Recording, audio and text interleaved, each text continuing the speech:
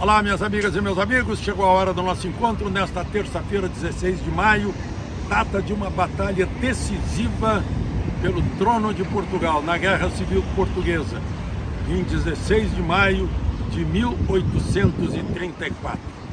Essa história começa com a morte de João VI, rei de Portugal. O sucessor seria Pedro, o nosso Pedro, que tornou o Brasil independente, mas ele queria ficar no Brasil e abdicou do reinado de Portugal em favor de sua filha Maria, filha dele com Leopoldina de Áustria. Só que o irmão dele, mais novo, Miguel, percebeu a oportunidade e usurpou o trono. Ele, um absolutista. Pedro, quando percebeu isso, abdicou ao Império do Brasil em favor do seu filho Pedro, nosso Pedro II, em 1831, e veio para a Europa. Formou um exército e invadiu Portugal. Foi uma longa saga no Porto, onde ele adquiriu tuberculose no meio dos feridos, daqueles que comiam mal, mas resistiu. E a batalha final, nesse 16 de maio de 1834, foi numa localidade perto de Tomar. Tomar é a cidade dos Cavaleiros da Cruz de Cristo. Não foi uma batalhazinha. 6.000 homens de cada lado, 500 cavaleiros de cada lado, uma dúzia de canhões de cada lado.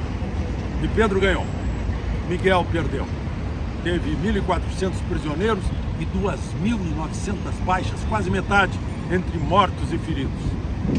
Pedro, aqui em Portugal, é o rei sultano, o libertador, o representante do liberalismo contra o absolutismo. Lá no Brasil, o folclore mostra Pedro um aventureiro, um brincalhão, mulherengo. E Pedro foi um estudioso, foi um poliglota e foi o que se viu aqui em Portugal. Portugal homenageia Pedro, aqui o Pedro IV, no alto de uma coluna aqui no Rossio, em pleno centro de Lisboa. Não esqueça de se inscrever e ao final de deixar o seu gostei ou não gostei.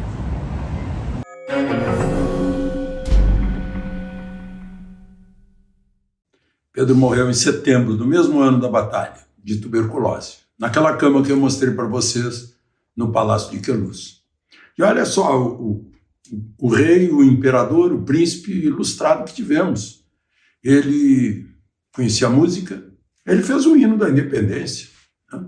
Além de outras músicas. Tocava fagote, clarinete, violoncelo, né?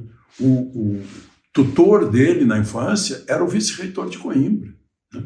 Ele estudava 2 horas por dia como imperador do Brasil.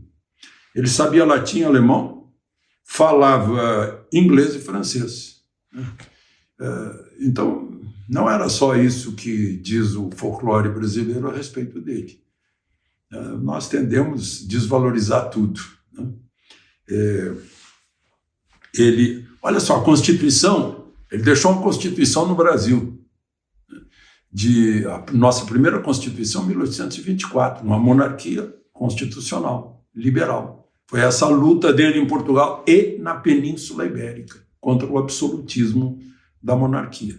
E a Constituição que ele outorgou em Portugal, ele ficou dias como rei de Portugal, né? Depois abdicou e indicou a filha dele, se tornou a Maria II, nascida no Brasil, que foi rainha de Portugal durante os 20 anos seguidos. E a Constituição que ele deixou em Portugal também durou mais de 70 anos, como no Brasil. Só para a gente lembrar que a gente tem que saber que a Constituição não é uma coisa assim dos nossos tempos, vem de longe, né? Aliás, os princípios de liberdade vêm lá da carta imposta ao João Sem Terra na Inglaterra. É secular, né? Bom, a grande novidade no Brasil é a Petrobras anunciando nova política de preços desligada da paridade internacional. Eu não sei o que vai acontecer com isso. O que vai acontecer é que a partir de amanhã os preços estão mais baixos na gasolina, no diesel, no gás de cozinha. Gasolina e diesel menos 12%, gás de cozinha menos 21%. Será que é um artifício para obrigar o Banco Central a baixar a Selic, reduzindo aí o perigo de inflação. A gente já viu isso, não é novidade. É a politização dos preços da Petrobras. Faz muito mal para a Petrobras, né? É um dado populista, demagógico. E, enfim, o senador Alessandro, do PSDB, lá de Alagoas, já convocou, Alessandro Vieira, de Alagoas, não de Sergipe, já convocou o presidente da Petrobras para contar lá no Congresso, na Câmara, como é que vai fazer isso, né? Na Câmara do Senado, para contar essa história. Só para a gente saber, né, como é que fica aí os investidores, como é que ficam aqueles que apostaram no juro. Enfim, foi surpreendente a decisão. A Bolsa subiu na cotação das ações da Petrobras, aí chegou aí a 5%, 3%. A maioria dos acionistas é governo, né? Governo e banco de governo, 36% por aí. Mas tem muito acionista americano ou de fora do país, dá 21% estrangeiros. Aqui no Brasil são aí umas 750 mil pessoas físicas, talvez. Mas o que a gente fica desconfiado é que acabou a autonomia da Petrobras para decidir tecnicamente os preços. Enfim, vai ser bom para quem paga combustível, né? Deve agradar todo mundo que está pagando combustível. Bom, e o outro assunto é essa história aí de cartão corporativo, porque se mostrou agora que o atual presidente, só em 4 meses, gastou no cartão corporativo 12 milhões. 12 milhões. São as viagens, vai pagando, combustível do avião, as diárias do hotel, na China, nos países árabes, lá, agora vai ser no Japão, em Londres, né, uma diária lá em cima. E bem na hora que está se discutindo o cartão corporativo de Bolsonaro, que é zero o pessoal. Ele sequer desbloqueou o cartão. Não botou senha, desbloqueou para não gastar nada. Segundo o depoimento do eterno porta-voz Fábio Weingarten, que mostrou que Bolsonaro gastava com sanduíche, pizza, Coca-Cola, mandou desligar o aquecimento da piscina do Alvorada, mandava apagar luzes do Alvorada de lugar onde não tivesse ninguém, né? Era o hábito de caserna, né? de economia que acompanhava o presidente. E agora a gente está vendo aí que as denúncias de pagamento cash dá R$ 8.600. Eu não sei por quantos meses, né? É a continha pequena paga no banco, pelo ajudante de ordens, que existe para isso. O ajudante de ordens é alguém que faz as coisas que o presidente não pode fazer, porque não vai sair para a rua para pagar a conta. Só para lembrar, primeiro o governo Lula deu 59 milhões o cartão. O segundo governo Lula deu 48 milhões. Primeiro governo Dilma, 42 milhões. A gente fala em milhões, vamos lembrar do dólar na cueca, né? E está lá. Pessoa citada no dólar na cueca está liderando o governo. Mas, não, esse assunto é tabu, a gente não pode falar. Não? É meio divertido isso. Uma outra questão que eu acho importantíssima, Tribunal Regional Federal de Porto Alegre, da 4ª Região, ou seja, é o tribunal revisor da primeira instância federal,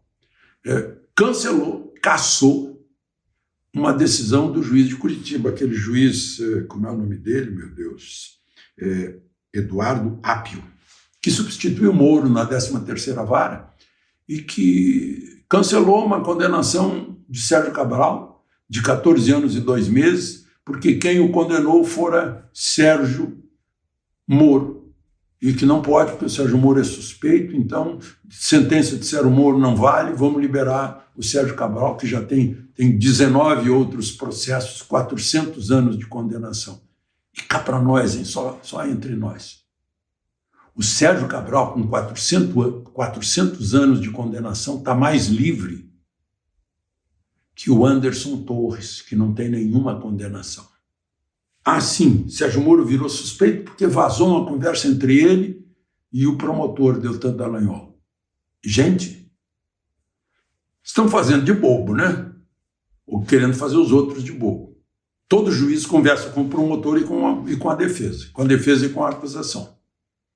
Inclusive para acertar o andamento de um julgamento.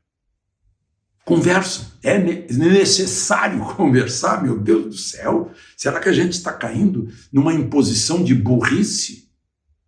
Sejamos ignorantes, porque senão vocês vão entender o que está acontecendo, né? Parece que essa é a sugestão. É incrível. Essa coisa aí dos cartões. O pessoal que está fazendo essa acusação de R$ 8.600 não teme o ridículo, porque isso é ridículo. É o pagamento de migalhas.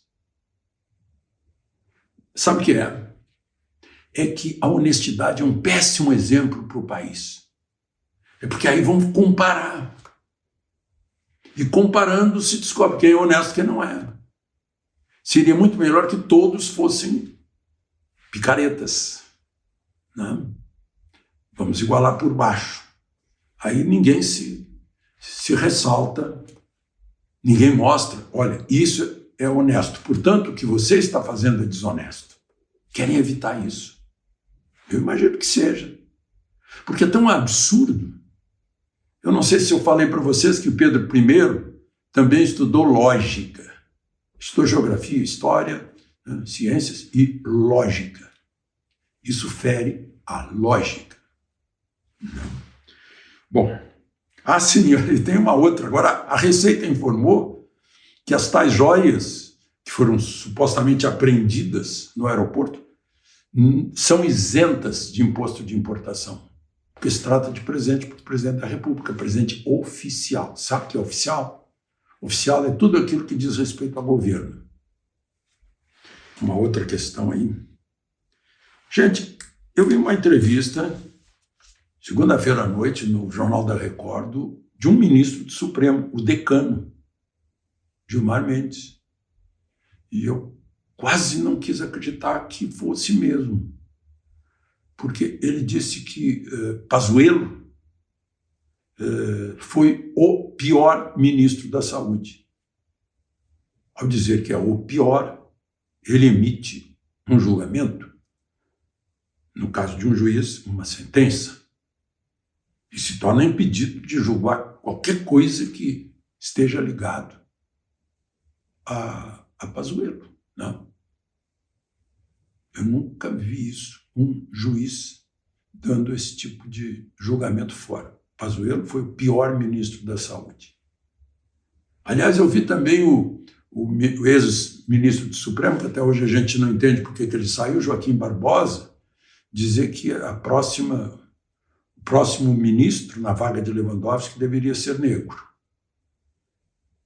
Interessante que a Constituição, felizmente a Constituição, diz que todos são iguais perante a lei, independente de diferenças de qualquer natureza. A Constituição não é racista nem preconceituosa, não fala de cor da pele, fala de notório saber jurídico. Né?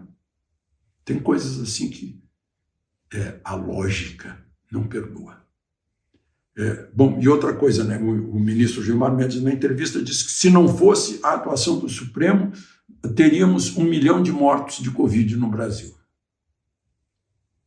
Não sei se o ministro está a par dos acontecimentos do dia a dia no mundo, sobre vacina, sobre Covid, sobre tratamento, sobre máscara, sobre resultados, sobre consequências, sobre efeitos adversos. Não sei. Que o Supremo, em 17 de dezembro de 2020, disse que a vacina pode ser sim compulsória. Eu lembro que o artigo 15 do Código Civil brasileiro diz que ninguém pode ser submetido com risco de vida a algum tratamento ou cirurgia. Se a gente lê o receituário das vacinas, a bula, a gente vê que se trata de algo experimental. Portanto, há risco. Nem mesmo os laboratórios se responsabilizam. E deixam isso claro, né? A propaganda é que ocultou isso. E só para lembrar, né, o Supremo agiu em 17 de dezembro de 2020.